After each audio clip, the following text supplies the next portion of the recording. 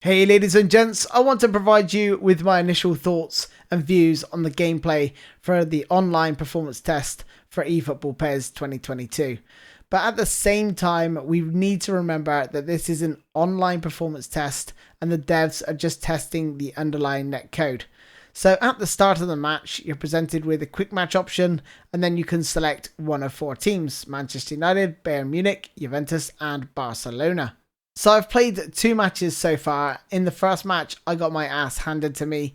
Trying to play it like it was PES 2021, I pressed far too aggressively and got cut wide open. The second match, I started much more cautious, much more conservative, but I backed off perhaps a little too much, only to see me concede early. So I adjusted my gameplay to being somewhere in the middle of pressing while still keeping positionally sound, and that game ended 1-1. The matchmaking menus aren't very pleasing on the eye, but the other menus were, for me, a big improvement, I thought, such as the game plan and controller selection menus. I really liked how they both looked. I will play more games before diving into a full beta gameplay review, as there's so much to cover off and the controls are going to take some learning and adapting to. So at the moment, I think it's hard to criticize the gameplay too much. And this is just purely my initial impressions. So after those two games, what are my initial impressions?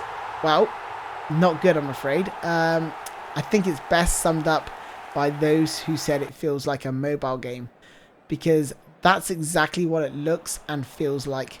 It feels like they've ported over the mobile version, which was also made on the Unreal Engine. The gameplay felt much more measured and had a much slower pace about it. Being able to build slowly from the back felt easy, but when you got deep into your opponent's half, that's when you really have to try and show your quality. The players have a nice weightiness to them. I didn't feel like they were too heavy or too light. I didn't feel like they're like skating across the ground. And button timing is still important, as I found out to my peril. I mean, just look at this mistimed jump by Lindelof, allowing my opponents to score. But that's pretty much where the positives end. I noticed there are now 4 pass assist settings. I'm only using pass assist 1, but after many complaints about pass assist 2 and 3, I just find it strange that they've added a 4th, like that was actually needed. It is early days, but it felt like I had a severe lack of control throughout the whole match, especially off the ball whilst defending. Like, the ability to right stick select my defenders had gone. The camera pan was all over the place. Sometimes it zoomed in, then it pans out. It never seemed to be really consistent. The defensive AI was all over the place. I saw 2 players marking one striker, only to let another player of mine be completely free in the penalty box. Matt 10L would be pulling his hair out and going crazy, I assure you. The passing definitely needs to be tightened up. I found that there was very few stray passes, even on pass assist 1, and I struggled at times to get the ball to the player I intended to. So I think the power bar needs some tweaking, or maybe I just need more time to adjust, as it's, it is essentially a brand new game on a brand new engine. There felt like there was a bit of delay to everything, if I'm being truly honest. Passes, shots, player movement. It could be lag, or it could be the way it's actually intended. It just felt like when it came to scoring, I had to, I had pressed the button and I was just waiting, thinking, please just hit the bloody thing. It sort of reminisced of PES 2014, which for me isn't a good thing.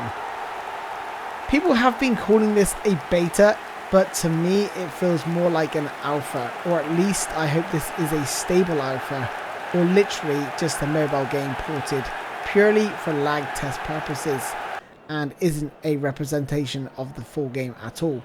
The graphics, especially the players close up, look real nice on the Unreal 4 engine, but I need to adjust my brightness and contrast settings as the pitch looks a little bit fuzzy and weird. The atmosphere still needs a lot of work, with awkward whoos and has when on the pitch nothing is actually happening.